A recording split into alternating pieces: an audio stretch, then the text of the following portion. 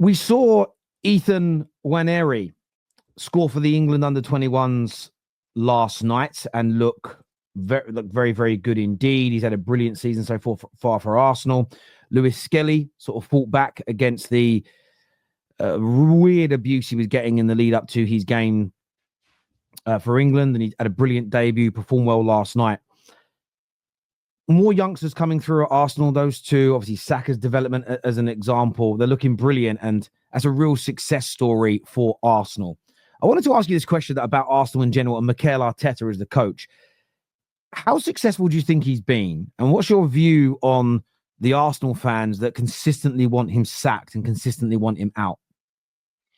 I think we all experience it, and we probably all are guilty of it occasionally, society-wise. I think I Told You So has become almost a movement. It's a strange movement, and it definitely exists more and more in football. We see it with United, like people just won't change their opinion because of what, and I don't understand it, because what if you're Arteta out and he gets the sack, you're not going to get like 100 grand or something like that. All you're going to do is tweet, "I told you so," and people will go, "Oh yeah, he did. What's for tea?" It's like it's not actually that relevant, but some people live and die by it. I told you so about Arteta, and I look at Arteta and I think, for me, I've always been a big fan of what he's done. The journey from where they were to where they are is absolutely factual.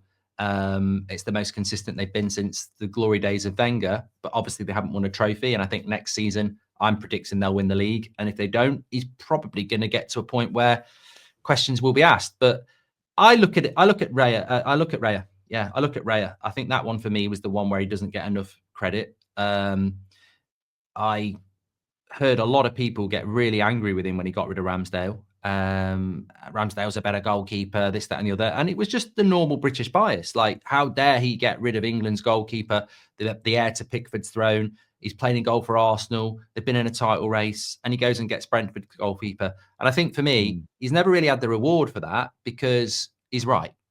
Like, Ramsdale is now playing for Southampton, and Raya is one of the best goalkeepers in Europe, simply because Arteta wanted his guy who can play the way he wants. You look at what he's done with the younger players as well. He has brought the younger players through and developed them. Yeah, there's been a few mistakes. Sir Alex made mistakes. Pep's made mistakes. Havertz is a mistake, of course. But I think that the Arsenal job was not an easy job. It's certainly not the Man City job, where you've got an abundance of money. And they are consistently the second best team in England. They are in a quarterfinal of the Champions League. And Arsenal fans, I think, sometimes forget where they're at. The thing I always think is, though, you've got to respect their fans. They have an absolute right to say what they want to say. But it's a little bit like when we were getting rid of Ten Hag. What improvement do you want? Because some people will say, well, that's not my job. I just think we should get rid of Ten Hag. And I'm like, well, no, I think you can't hypothetically sack a manager without hypothetically having a solution. What is another manager going to come and do at Arsenal that Arteta's not doing already? And I think you've got to follow that journey through for at least another season. The Arteta in and Arteta out debate, I've been saying for a while, I feel that it's already come to a conclusion. And I'm talking about from the perspective of both the highly polarized groups. So there are some that are Arteta in. They would let Arteta take their wife out for dinner. They would sell their grandmother's soul for Arteta to be seen as the greatest manager in the world. You can do no wrong. And they push this narrative. And, Robbie does this a bit on AFTV, and I don't agree with it, which is, well, who's better? Is there a better manager in the world available? I think there are better managers than him available. And I'll come back to that in a second. You get the opposite end of that polarization. The irony is this. Those two polarized groups think they're like opposite ends of the spectrum. They're not. They're actually, it's more of a circle. They're right here. They're almost the same as each other.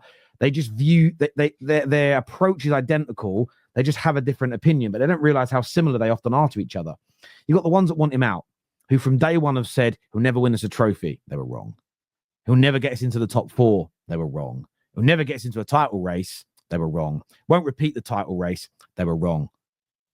This player we shouldn't be selling Guendouzi. We shouldn't be selling Aubameyang. We shouldn't be selling X, Y, and Z. Ramsdale, as you mentioned. You look at most of those players and what they've gone on to do since. There's no empirical evidence that you were getting rid of players that were elite. Yes, they've got things right. He hasn't won a Premier League title yet. Yes, they've got some things right, that Kai Havertz hasn't become that prolific number 9. They should have bought better in the summer in the attacking areas, as an example. So it's not that Arteta is without criticism, but I look at both groups and I feel they've all made so many predictions, bold predictions that are wrong. I look at the debate and just go, well, it's over because you've both been kicking the can down the road for too long. I think the people in the middle are the ones that, if you're going to look at it around, I told you so, you mentioned at the start, they're the ones that are right.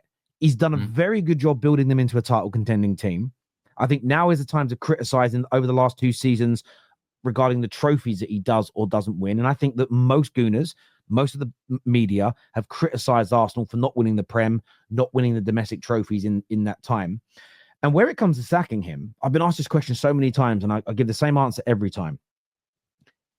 If I was in charge of making that decision, I would do it if I truly believe the replacement was a jump up and an improvement. So, for instance, if Arsenal could negotiate this summer and make Diego Simeone their manager, if they could make Klopp their manager, if they could, I think Alonso is amazing. If they could make one of those 3 managers, as an example, come in, I would say go and do it. Yeah. Now, I know some people throw the Slot argument and go, well, Liverpool got Slot.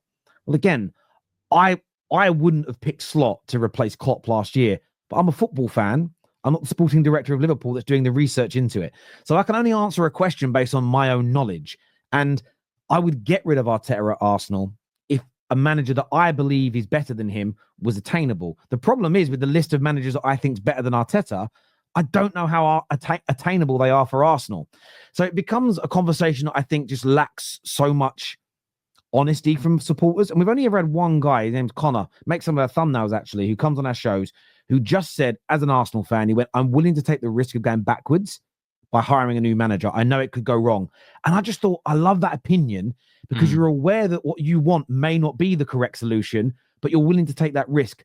And I think that both the kind of in and out groups are not prepared to have the conversation or even entertain the logic that their direction could take the club backwards, potentially, if you hire the wrong replacement for him. Equally, you stick with him for another year or two and you have another summer like last year and you keep regressing, you've maybe undone that work and you've taken a team that's really close to winning, and maybe by the time the new coach comes in, it's gone off the boil and it's a bit more of a rebuild again. So I just think it's about having that conversation. I think what's really unfair is to say that he hasn't achieved anything. And I know there is a sector of football fans now that go, well, if you haven't won trophies and keep winning trophies, that's the only thing that's considered success. I understand the logic behind that, but I think it's very basic and very reductionist because, and I've always stated this, say we all run our clubs, say we all had owners like City. Every member of the Premier League had owners like City, who that's the group of Standard FC that they hold as the pinnacle. Let's say we all operated that way. 3 teams will still get relegated, Mark. So the idea that just having high standards fixes and is a solution, just saying, well, unless you win a trophy, everything else you've done is irrelevant, is crazy. And I just don't look at football through that lens. You have to look at the budgets and the money, the competition that you're up against. It's like eras. There were heavyweight boxers in Muhammad Ali's era that never won world titles that have been better than the world champions in other eras. Just because they didn't win the world title doesn't mean that, you know, there are snooker players today winning world titles that weren't as good as Jimmy White. But you look at Jimmy White's era of snooker, he just couldn't get over the line because of what he was up against, which is why I don't just have this blanket approach of if you win this, you're great. If you don't, you're just as bad as someone that got relegated. I think that's too much of a reductionist way of looking at things. Yeah, and I think any opinion, just to sort of wrap up on Arsenal, is obviously going to be valid if it's a fair opinion. I might disagree with it, but it's a fair opinion. I can't be doing with some sort of name calling or anything like that. Or what's the point?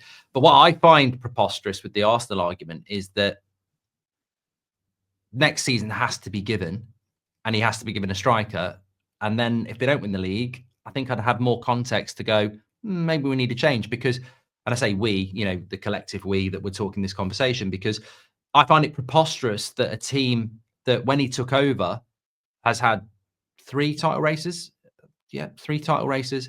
Got the best defense in the league, one of the best goalkeepers in the league, one of the best midfields in the league, one of the worst attacks, and some really good wingers. So I can see where the improvement's needed. But I also look at the last 5 years and go, honestly, why have Arsenal got a divine right to win the league? Like, if anything, it's Man City, Man City, Man City, Man City, which is proven by the fact that they've won 4 of the last 5.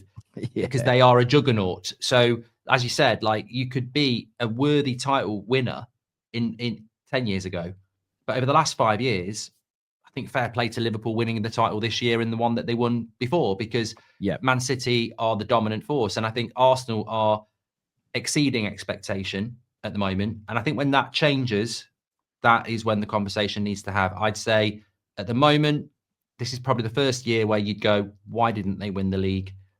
But I think I said they were out of the title race in November because their indiscipline and lack of a striker.